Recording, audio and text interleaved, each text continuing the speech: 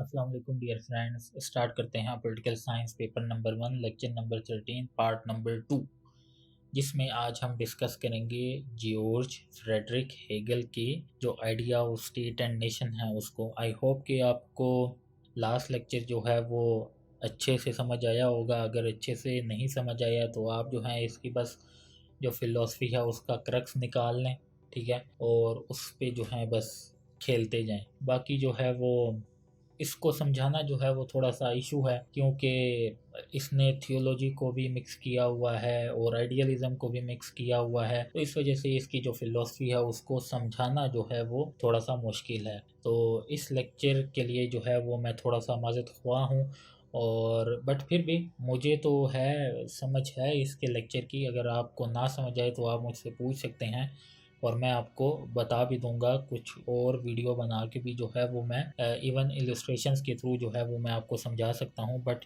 इससे पहले के जो फ़िलोसफ़र हमने पढ़े हैं वो नहायत ही आसान है, उनको एक एक दो दफ़ा आप पढ़ें तो वो आपके जहन में जो है वो बैठ जाते हैं। बट इसका जो आइडियलिज़म है और आइडिया ऑफ स्टेट है वो बहुत ज़्यादा जो है वो हेड एक वाला है। बट फिर भी मैं आपको पढ़ा रहा हूँ तो आपने थोड़ा बहुत पढ़ना है, क्योंकि इससे रिलेटेड अक्सर क्वेश्चन जो है वो भी आ जाता है, वरना मैं इसको दूसरे फिलोसफर्स की तरह स्किप भी कर सकता था। बट एनीवे स्टार्ट करते हैं हम इसके आइडिया ऑफ स्टेट को।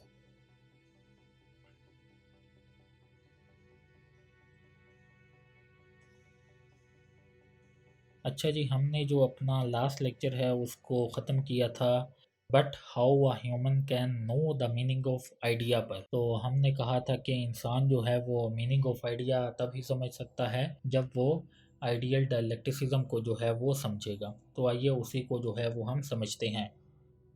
In order to unfold or no idea, reason or world spirit in history can be possible through the operation of dialecticism। तो अगर हमने अनफोल्ड करना है या आइडिया को जानना है, रीज़न को जानना है और वर्ल्ड स्पिरिट को जानना है, हिस्ट्री को जो है वो हमने अनफोल्ड करना है, तो it can be possible through the operation of dialecticism. Dialecticism का मतलब आपको जो है वो समझ में आ गया होगा मार्क्स की थ्योरी से, कि जब एक बंदा थीसिस देता है तो उसके रिस्पॉन्स में दूसरा बंदा जो है वो एंटीथेसिस देता है। देन वो उसके बाद जो है वो जो दूसरा बंदा होता है वो सिंथेसिस देता है, और उस सिंथेसिस के कन्फ्रंटेशन में जो दूसरा बंदा होता है वो एक न्यू एंटीथेसिस देता है। न्यू एंटीथेसिस के बदले जो है वो एक और सिंथेसिस देता है, और इस तरह ये चीज़ें जो हैं वो चलती जाती हैं, और लास्ट में हम जो है वो एक रियलिटी के जो है वो करीब पहुंच जाते हैं।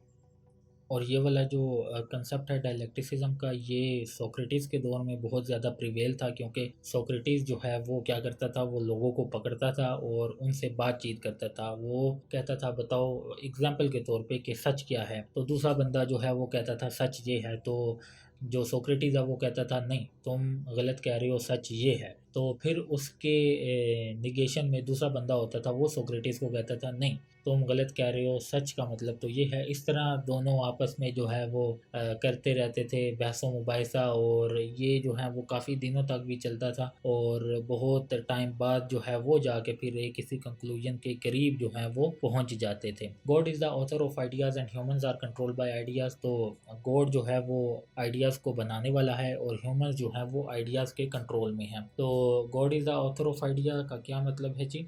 ये दुनिया जो है वो एक आइडिया है, तो गॉड उसका ऑथर है और हम लोग जो हैं वो आइडियाज़ के कंट्रोल में हैं। हम इस ये जो दुनिया है उसके कंट्रोल में है। History is progressive because it carries human toward the ultimate realisation of freedom. तो हिस्ट्री जो है वो प्रोग्रेसिव है क्योंकि ये ह्यूमंस को अल्टीमेट रियलाइजेशन ऑफ फ्रीडम की तरफ लेके जा रही है। मतलब के मीन्स के वो एक मंजिल की तरफ इंसान को लेके जा रही है। हिस्ट्री जो है वो पता नहीं जब से भी शुरू है, वो तब से शुरू है और चलती आ रही है, और इंसान को जो है ये एंड तक जो है वो लेके जा रही है, उसकी मंजिल तक लेके जा रही है। And idea is control by history, और जो आइडिया जो है वो हिस्ट्री के कंट्रोल में है। So it always evolve and grow. तो तभी वो जो आइडिया है वो हमेशा इवॉल्व करता है, वो ग्रो करता है।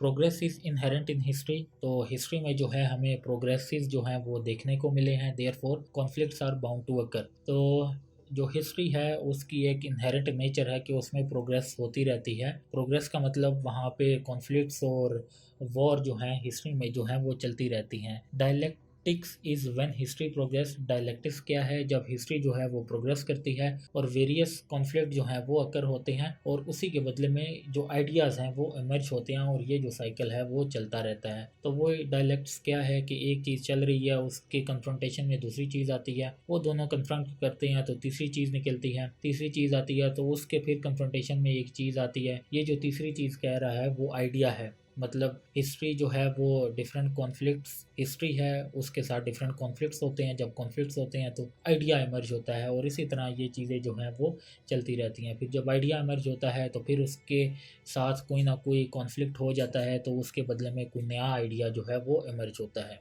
तो जी आइडिया ऑफ स्टेट और नेशन को देखते हैं। This thesis and antithesis idea must have any manifestation, and states are those manifestation of ideas. Progress of history by idea is carried by the state. States are devices employed by the god to fulfill the god's idea, hence state is mediator or carrier.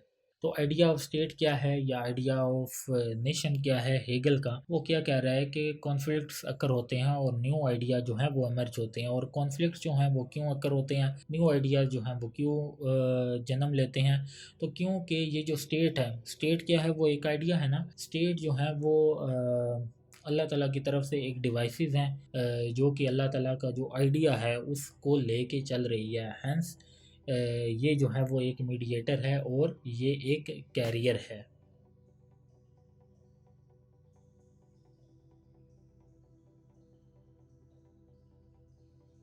Each state progress, तो हर state जो है वो progress करती है and succeed other state, और दूसरी state को जो है वो सक्सीड कर लेती है। मतलब जब स्टेट्स दूसरों के साथ लड़तियाँ झगड़ती हैं तो उनमें से कोई एक स्टेट है जो आगे आती है एंड हेंस आइडिया प्रोग्रेस। और जब स्टेट आगे आती है तो वो जो आइडिया है वो अपनी मंजिल की तरफ रवां दवां है। Such as Greeks overlap with the Romans, तो जैसे कि जो ग्रीक्स हैं सॉरी, वो थे, रूल में थे, तो क्या हुआ जी, रोमन्स ने उनकी आके जगह ले ली। तो ये कोई वॉर नहीं थी, हेगल के मुताबिक ये कोई वॉर नहीं थी, ये कोई पावर पॉलिटिक्स नहीं थी, ये तो अल्लाह ताला की तरफ से एक निज़ाम है। ये तो आइडिया को प्रोग्रेस कर रहे हैं और फिर बाद में रोमन्स की जगह किसी और ने लेनी है, ऑटोमन्स ने ले ली और ऑटोमन्स की जगह कोई और ले लेंगे। तो इस तरह जो आइडिया है स्टेट का वो चलता जाएगा, आइडिया प्रोग्रेस करता जाएगा और स्टेट जो है, जो आइडिया जो है वो अपनी मंजिल तक पहुंच जाएगा। Each state is different from another and they veg war, तो हर स्टेट जो है वो एक दूसरे से डिफरेंट है और वो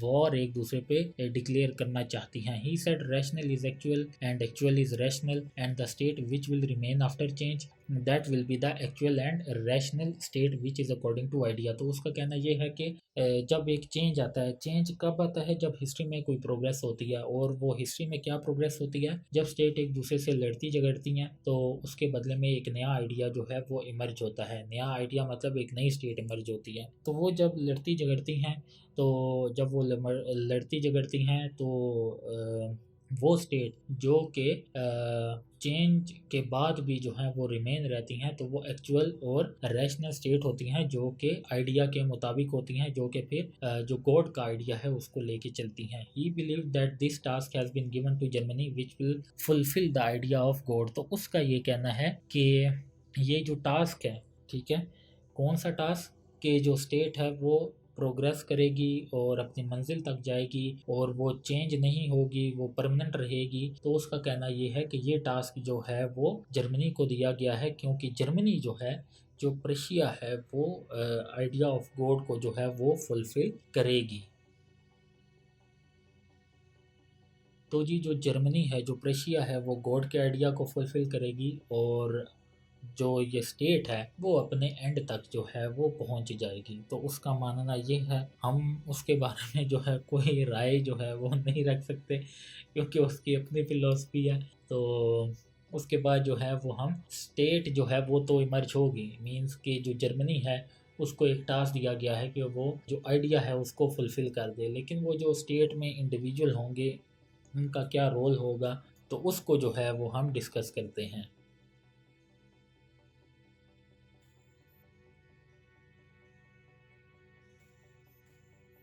He denied the rationalist idea which elaborated that the state is the end of human happiness.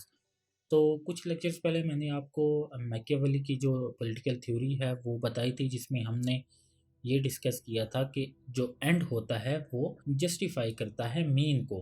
तो यहाँ पर जो है बिल्कुल वो रैशनलिज्म से हट के जो हेगल है वो ये बात कर रहा है कि जो स्टेट है वो ह्यूमन की हैप्पीनेस से वो बड़ी है। तो क्योंकि स्टेट क्या है, स्टेट एक आइडिया है जो कि गॉड का आइडिया है, जो कि अपनी मंजिल की तरफ जा रहा है। तो स्टेट जो है वो जब अपनी मंजिल की तरफ जा रहा है तो वो इंसान से जो है वो ज़्यादा अफजल है, इंसान से जो है वो ज़्यादा उसकी वैल्यू है। तो जो स्टेट है वो इंसान से ज़्यादा वैल्यू रखती है। तो और आजकल भी अगर हम देखें तो स्टेट जो है वो इंसान से ज़्यादा जो है वो अहम है। स्टेट को जो है वो प्रिज़र्व करना जो गवर्नमेंट होती है उसकी सबसे बड़ी ज़िम्मेदारी होती है, चाहे उसके लिए उसे किसी सिटीज़न या कोई भी चीज़ जो है उसकी कुर्बानी देनी पड़े। But Hegel proposed an individual is free when he obeys the state and the individual is a mean to state. कि इंडिविजुअल जो है वो तब फ्री होता है जब वो स्टेट के अंडर आता है, और जो इंडिविजुअल है वो मीन है स्टेट के लिए। मतलब इंडिविजुअल जो है उसकी कुर्बानी जायज़ है, जो इंडिविजुअल है उसकी जो हैप्पीनेस है उसको आप ख़त्म भी कर दें तब भी जो स्टेट है उसको प्रिजर्व रहना है। He rejected the rationalist idea that reasonable man can construct a better constitution. और वो इस चीज़ को भी निगलेक्ट करता है, ये जो एक रैशनलिस्ट आइडिया है कि जो रीजनेबल मैन है वो एक अच्छा कॉन्स्टिट्यूशन जो है वो बना सकता है। रादर ही बिलीव, बल्कि वो ये बिलीव करता है that constitution develop over a period and they can not be built like homes. तो जो कॉन्स्टिट्यूशन है वो ओवर अ टाइम जो है वो बनता है, और इसको एकदम से अचानक से जो है वो हम बना नहीं सकते।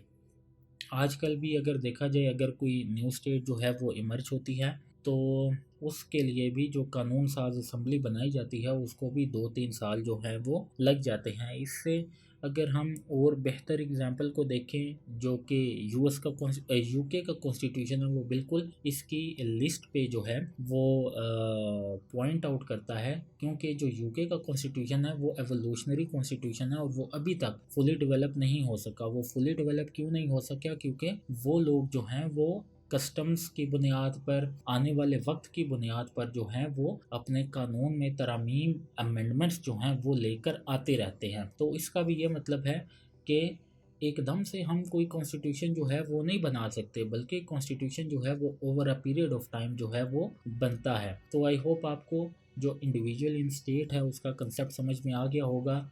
अगर हम समरी देखें तो वो ये कहता है कि स्टेट जो है वो ह्यूमन से अहेड है, स्टेट जो है वो ह्यूमन से बरतर है, स्टेट को जो है वो ज़्यादा प्रिविलेजेस जो है वो हासिल है, स्टेट की जो हैं वो ज़्यादा प्रेरोगेटिव्स हैं। और जो हेगल है वो क्या कहता है, वो ये कहता है कि इंसान तभी स्टेट में फ्री हो सकता है या वो फ्री हो सकता है जब वो स्टेट को ओबे करेगा। तो आई होप कि इसका ये जो आइडिया है वो आपको समझ में आ गया होगा।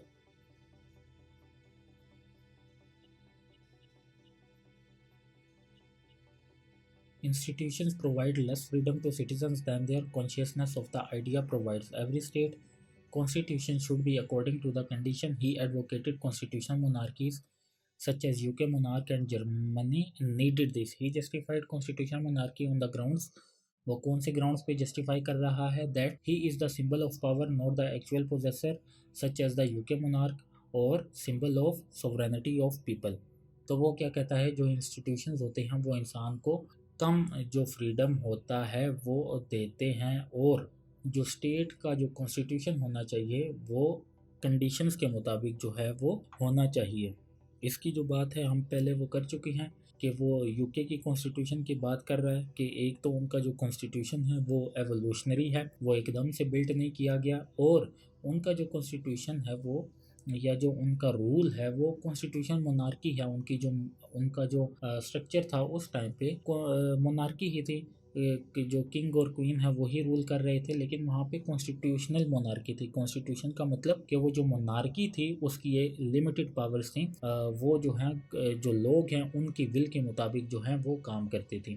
और वो जस्टिफाई करता है कॉन्स्टिट्यूशन मोनार्की को on the following ground. The first one is कि ये सिंबल ऑफ पावर होती है, ठीक है। और अल्लाह, वो आपको पता है कि वो रिलीजन को भी मिक्स कर रहा है। He was a theologist. तो ज़्यादातर जो क्या कहते हैं, जो मोनार्की होती है वो सूटेबल करती है रिलीजियस लोगों को, जो रिलीजियस टाइप के कॉन्स्टिट्यूशंस होते हैं उसको, क्योंकि वहाँ पे वन मैन रूल होता है और वो जो बंदा होता है वो अकॉर्डिंग टू रिलीजन ही अपनी पावर्स को जो है वो लेके चलता है। अगर हम इस्लाम में भी देखें तो हमारे यहाँ भी वन मैन रूल का जो है वो है, हमारे यहाँ डेमोक्रेसी का जो कंसेप्ट है वो नहीं है। लोगों को आज़ादी राय है, हक़ राय है इस्लाम में, बट क्योंकि हमारे यहाँ भी खलीफा का कंसेप्ट है और जो खलीफा है वो भी यही है कि वो इंसानों की, वो मुसलमानों की जो कंसेंट है उसी के मुताबिक आएगा। इसी तरह यहाँ पे भी वो यही कह रहा है कि सोवरेनिटी ऑफ पीपल होगी और रहेगा, जो मोनार्क है वही रूलर रहेगा, लेकिन उसकी जो पावर हैं वो क्या कहते हैं, वो कॉन्स्टिट्यूशनल पावर्स होंगी और लोग जो हैं वो उसको पावर जो है वो ग्रांट करेंगे। तो इसका जो बाकी का कंसेप्ट है, जो इसकी बाकी की पॉलिटिकल फ़िलॉसफी है, उसको हम इंशाल्लाह जो है वो नेक्स्ट लेक्चर में डिस्कस करेंगे।